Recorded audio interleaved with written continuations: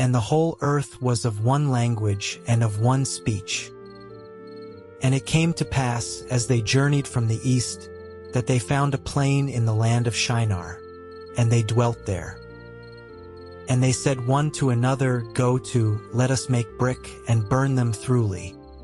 And they had brick for stone, and slime had they for mortar.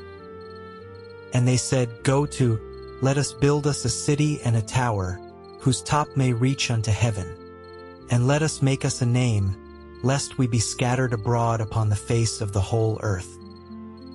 And the Lord came down to see the city and the tower, which the children of men builded. And the Lord said, Behold, the people is one, and they have all one language, and this they begin to do, and now nothing will be restrained from them, which they have imagined to do. Go to, let us go down, and there confound their language, that they may not understand one another's speech. So the Lord scattered them abroad from thence upon the face of all the earth, and they left off to build the city. Therefore is the name of it called Babel, because the Lord did there confound the language of all the earth, and from thence did the Lord scatter them abroad upon the face of all the earth. These are the generations of Shem. Shem was 100 years old, and begot Arphaxad 2 years after the flood. And Shem lived after he begot Arphaxad 500 years, and begot sons and daughters. And Arphaxad lived 35 years, and begot Sulla. And Arphaxad lived after he begot Sulla 403 years, and begot sons and daughters. And Sulla lived 30 years, and begot Eber. And Sulla lived after he begot Eber 403 years, and begot sons and daughters. And Eber lived 34 years, and begot Peleg. And Eber lived after he begot Peleg 430 years, and begot sons and daughters. And Peleg lived 30 years, and begot Reu. And Peleg lived after he begot Reu 209 years, and begot sons and daughters. And Reu lived 32 years, and begot Serug. And Reu lived after he begot Serug 207 years, and begot sons and daughters. And Serug lived 30 years, and begot Nahor. And Serug lived after he begot Nahor 200 years, and begot sons and daughters. And Nahor lived 29 years, and begot Terah. And Nahor lived after he begot Terah 119 years, and begot sons and daughters. And Terah lived 70 years, and begot Abram, Nahor, and Haran. Now these are the generations of Terah. Terah begot Abram, Nahor, and Haran begot Lot. And Haran died before his father Terah in the land of his nativity, in Ur of the Chaldees. And Abram and Nahor took them wives. The name of Abram's wife was Sarai, and the name of Nahor's wife, Milcah, the daughter of Haran, the father of Milcah, and the father of Iscah. But Sarai was barren; she had no child. And Terah took Abram his son, and Lot the son of Haran his son's son, and Sarai his daughter-in-law, his son Abram's wife, and they went forth with them from Ur of the Chaldees, to go into the land of Canaan. And they came unto Haran, and dwelt there. And the days of Terah were 205 years, and Terah died in Haran. Now the Lord had said unto Abram, Get thee out of thy country, and from thy kindred, and from thy father's house, unto a land that I will shew thee. And I will make of thee a great nation, and I will bless thee, and make thy name great, and thou shalt be a blessing. And I will bless them that bless thee, and curse him that curseth thee, and in thee shall all families of the earth be blessed. So Abram departed, as the Lord had spoken unto him, and Lot went with him, and Abram was 75 years old when he departed out of Haran. And Abram took Sarai his wife, and Lot his brother's son, and all their substance that they had gathered, and the souls that they had gotten in Haran. And they went forth to go into the land of Canaan, and into the land of Canaan they came. And Abram passed through the land unto the place of Sichem, unto the plain of Moreh. And the Canaanite was then in the land. And the Lord appeared unto Abram, and said, Unto thy seed will I give this land. And there builded he an altar unto the Lord, who appeared unto him. And he removed from thence unto a mountain on the east of Bethel, and pitched his tent, having Bethel on the west, and Hai on the east. And there he builded an altar unto the Lord, and called upon the name of the Lord. And Abram journeyed, going on still toward the south. And there was a famine in the land, and Abram went down into Egypt to sojourn there, for the famine was grievous in the land. And it came to pass, when he was come near to enter into Egypt, that he said unto Sarai his wife, Behold now, I know that thou art a fair woman to look upon. Therefore it shall come to pass, when the Egyptians shall see thee, that they shall say, This is his wife, and they will kill me, but they will save thee alive. Say, I pray thee, thou art my sister, that it may be well with me for thy sake, and my soul shall live because of thee. And it came to pass that, when Abram was come into Egypt, the Egyptians beheld the woman that she was very fair. The princes also of Pharaoh saw her, and commended her before Pharaoh, and the woman was taken into Pharaoh's house. And he entreated Abram well for her sake, and he had sheep and oxen, and he asses and menservants and maidservants, and she asses and camels. And the Lord plagued Pharaoh and his house with great plagues because of Sarai Abram's wife. And Pharaoh called Abram and said, What is this that thou hast done unto me? Why didst thou not tell me that she was thy wife? Why saidst thou, She is my sister? So I might have taken her to me to wife. Now therefore behold thy wife, take her and go thy way. And Pharaoh commanded his men concerning him, and they sent him away and his wife and all that he had. And Abram went up out of Egypt, he and his wife and all that he had, and Lot with him, into the south. And Abram was very rich in cattle, in silver, and in gold. And he went on his journeys from the south even to Bethel, unto the place where his tent had been at the beginning, between Bethel and Hai, unto the place of the altar which he had made there at the first. And there Abram called on the name of the Lord. And Lot also, which went with Abram, had flocks and herds and tents. And the land was not able to bear them, that they might dwell together, for their substance was great, so that they could not dwell together. And there was a strife between the herdmen of Abram's cattle and the herdmen of Lot's cattle, and the Canaanite and the Perizzite dwelled then in the land. And Abram said unto Lot, Let there be no strife, I pray thee, between me and thee, and between my herdmen and thy herdmen, for we be brethren. Is not the whole land before thee? Separate thyself, I pray thee, from me. If thou wilt take the left hand, then I will go to the right, or if thou depart to the right hand, then I will go to the left. And Lot lifted up his eyes, and beheld all the plain of Jordan, that it was well watered everywhere, before the Lord destroyed Sodom and Gomorrah, even as the garden of the Lord, like the land of Egypt, as thou comest unto Zoar. Then Lot chose him all the plain of Jordan, and Lot journeyed east, and they separated themselves the one from the other. Abram dwelled in the land of Canaan, and Lot dwelled in the cities of the plain, and pitched his tent toward Sodom.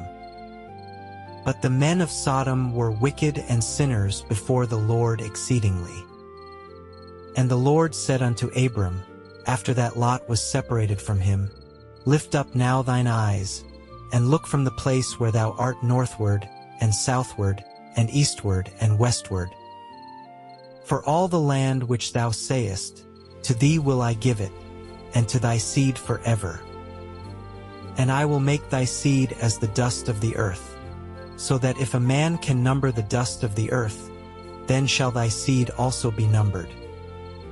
Arise, walk through the land in the length of it and in the breadth of it, for I will give it unto thee. Then Abram removed his tent, and came and dwelt in the plain of Mamre, which is in Hebron, and built there an altar unto the Lord.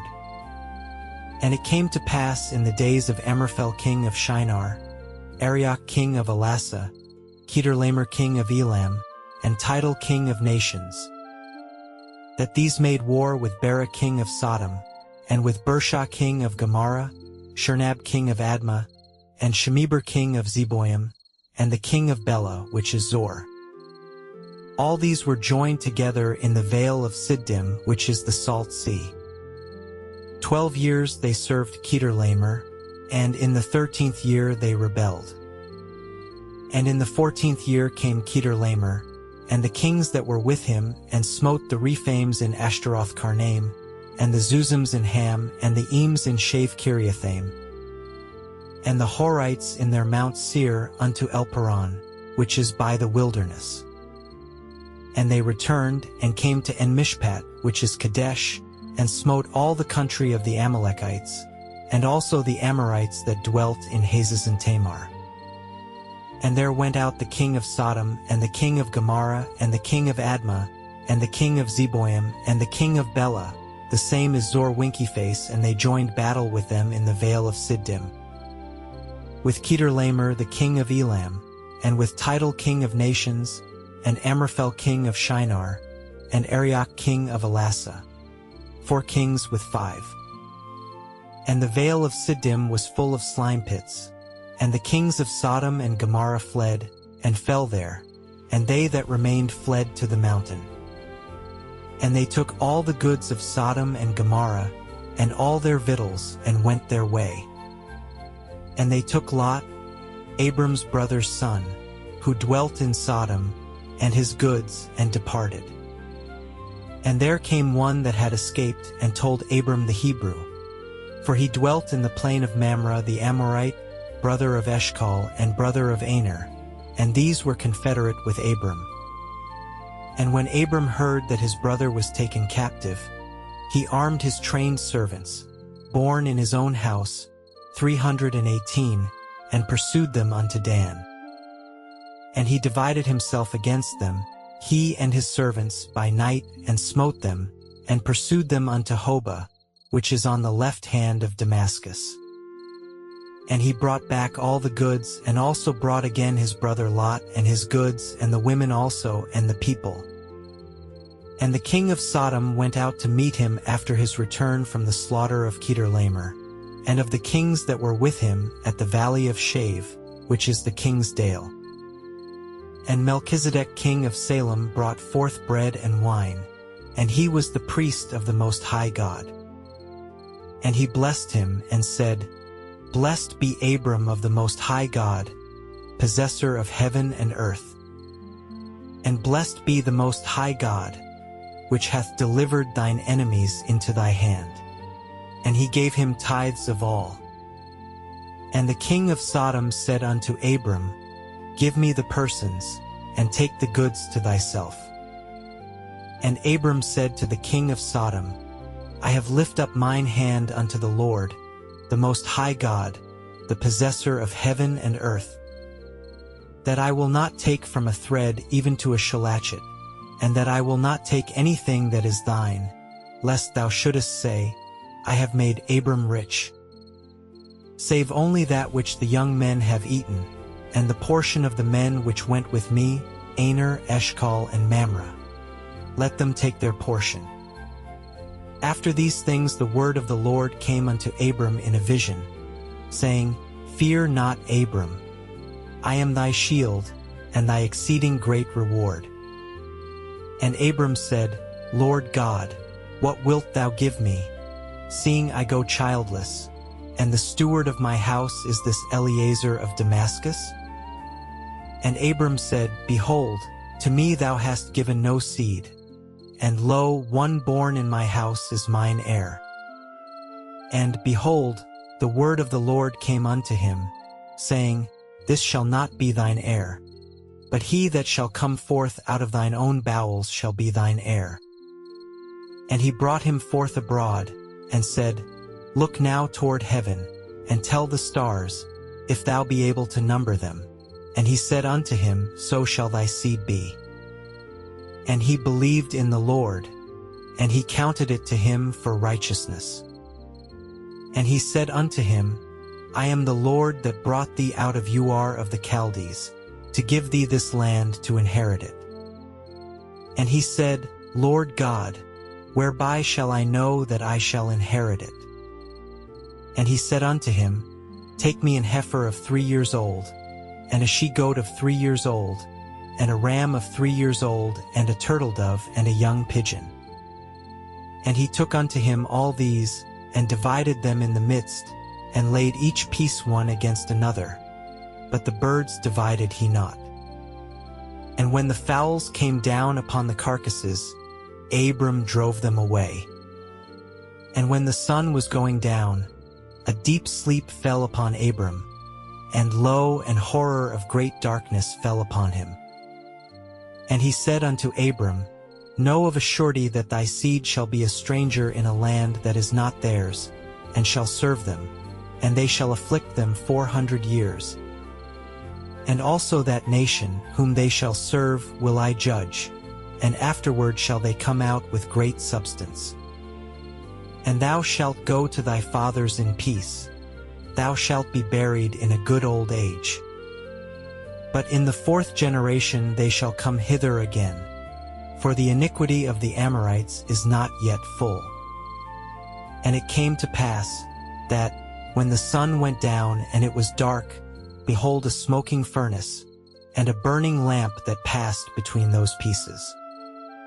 In the same day the Lord made a covenant with Abram, saying, Unto thy seed have I given this land, from the river of Egypt unto the great river, the river Euphrates.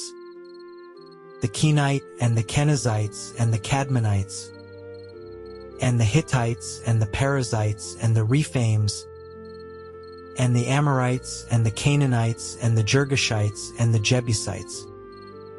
Now Sarai Abram's wife bare him no children, and she had an handmaid, an Egyptian, whose name was Hagar. And Sarai said unto Abram, Behold now, the Lord hath restrained me from bearing. I pray thee, go in unto my maid. It may be that I may obtain children by her. And Abram hearkened to the voice of Sarai. And Sarai Abram's wife took Hagar, her maid the Egyptian, after Abram had dwelt 10 years in the land of Canaan, and gave her to her husband Abram to be his wife. And he went in unto Hagar, and she conceived. And when she saw that she had conceived, her mistress was despised in her eyes. And Sarai said unto Abram, My wrong be upon thee. I have given my maid into thy bosom. And when she saw that she had conceived, I was despised in her eyes. The Lord judge between me and thee. But Abram said unto Sarai, Behold, thy maid is in thy hand. Do to her as it pleaseth thee. And when Sarai dealt hardly with her, she fled from her face. And the angel of the Lord found her by a fountain of water in the wilderness, by the fountain in the way to Shur. And he said, Hagar, Sarai's maid, whence camest thou? And whither wilt thou go? And she said, I flee from the face of my mistress Sarai. And the angel of the Lord said unto her, Return to thy mistress, and submit thyself under her hands. And the angel of the Lord said unto her, I will multiply thy seed exceedingly, that it shall not be numbered for multitude. And the angel of the Lord said unto her, Behold, thou art with child, and shalt bear a son, and shalt call his name Ishmael, because the Lord hath heard thy affliction. And he will be a wild man. His hand will be against every man, and every man's hand against him, and he shall dwell in the presence of all his brethren. And she called the name of the Lord that spake unto her, thou God sayest me. For she said, Have I also here looked after him that seeth me? Wherefore the well was called Beer-lahai-roi.